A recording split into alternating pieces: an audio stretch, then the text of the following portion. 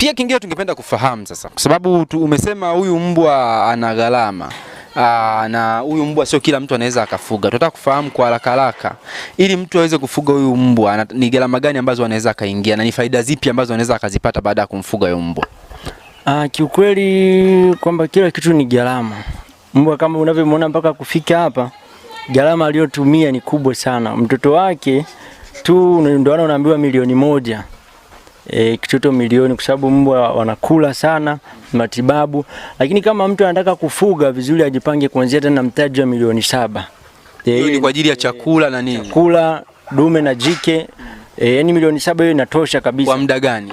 Hiyo ndani ya mwaka mmoja tu hela yako inakuwa imerudi ndani ya mwaka mmoja, kwa sababu ukiangalia mbwa kama huyu uzaji wake anaweza kuzaa mpaka watoto 10 na zaidi. Kwa hiyo ukichukua dume na jike kwanza kupanda ukimlisha vizuri kuanzia miezi 6, 7 mpaka 8.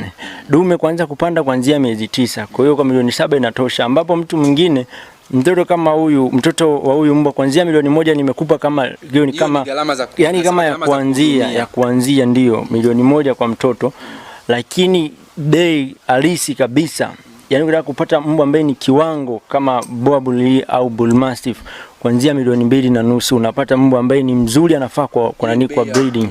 Hiyo ni bei ya kununua hiyo. Kwa hiyo nakwambia milioni 7, ina maana kwamba ukipiga hesabu ya dume na jike milioni 2.5 unapata shilingi ngapi? Milioni 5. Haya, masuala ya matibabu na chakula, mafunzo, vitu kama hivyo, kumwandalia mazingira, unakuja kugota pale kwenye milioni 7.